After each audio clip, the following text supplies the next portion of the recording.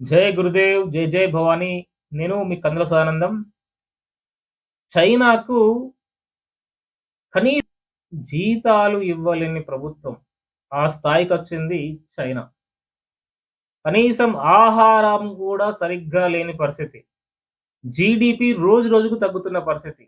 బ్యాంకులు మొత్తం దివాలా తీస్తున్న పరిస్థితి. స్కూల్సు, కాలేజీలు మూతపడుతున్న పరిస్థితి.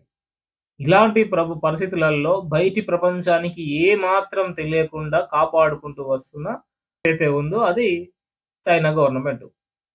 సో, ఇలాంటి పరిస్థితులలో స్టాక్ మార్కెట్ మొత్తం పడిపోయింది. అక్కడ ఇంకేం లేదు. అలాంటి స్థాయిలో ఉంది. సో, ఇప్పుడేమంటుంది చైనా కొత్తగా 6,00,000 కోట్ల విలువైన బంగారు గనులు దొరికినాయి అని జెప్పేసి ఇప్పుడు చైనా నుంచి వస్తున్న వార్త.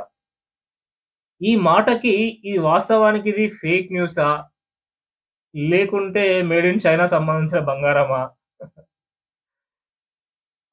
ఇంకా ఏంటి అనేది తెలవాల్సిన అవసరం ఉంది. గతంలో గూడా పాకిస్తాన్‌లో సేమ్ ఇలాంటి ఒక న్యూసే వచ్చింది. బట్ తర్వాత కొద్ది రోజుల తర్వాత ఇది ఫేక్ న్యూస్ అని జెప్పేసి కొట్టిపడడం జరిగింది. బట్ ఇది స్టాక్ మార్కెట్ పెంచడం కోసం చైనా వాడుతున్న గేమా?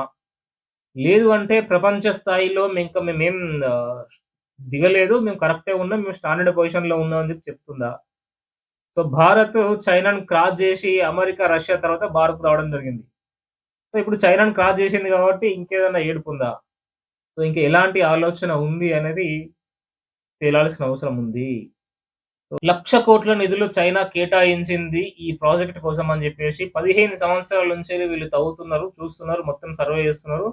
చైనా మొత్తం తిరుగుతున్నారు అని జెప్పేసి ఒక పుకారు. అంటే పుకారా వాస్తవమా తెలియదు. బట్ దీన్ని బట్టి ఇప్పుడున్న కొన్ని యూట్యూబ్ ఛానెల్స్ ఏమంటున్నారంటే, మరి ఇండియాలో ఎందుకు ఈ ప్రాజెక్ట్‌లు ఏస్తలేరు? ప్రాజెక్ట్‌లేస్తే మనకు గూడా కొంచెం తెలుస్తది గదా! ప్రపంచంలోనే టాప్ మోస్ట్‌లో ఉంటాం గదా! అని జెప్పేసి కొంతమంది యూట్యూబ్ ఛానెల్స్ కావాలని చేస్తున్న పరిస్థితి. బట్ చేస్తలేరు అని జెప్పేసి మీకు తెలుసా? చేస్తలేరని జెప్పి మనమెందుకు అనుకోలే ఫస్ట్ ఆఫ్ ఆల్. సో, మనది టాప్ సీక్రెట్ వ్యవస్థ ఉంటది ప్రపంచంలోనే.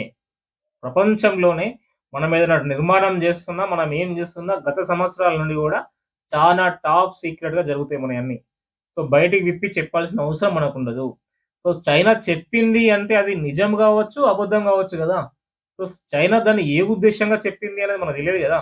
సో, అక్కడున్న స్టాక్ మార్కెట్‌ని పెంచుకోవడానికి జేసిందా? తన జీడీపీ బయట ఒక రకంగా కనిపిస్తుంది. ఇంకో రకంగా బయట నుంచి వచ్చే కంపెనీలు మళ్ళీ బయట నుంచి వచ్చే కంపెనీస్ అన్నీ గూడా మళ్ళీ ఆళ్ళ దేశం వైపు మలిపించుకోవాలని చూస్తున్నాయా? ఈవెన్ యాపిల్ కంపెనీ గూడా మన దేశానికి రావడం జరిగింది చైనాను వదిలిపెట్టి. సో, అట్లా కంపెనీలకు ఒక రుచిగా చూపిస్తుందా? ఒక ఎరలాగా వేస్తుందా? ఇంకేం తెలీదు గదా!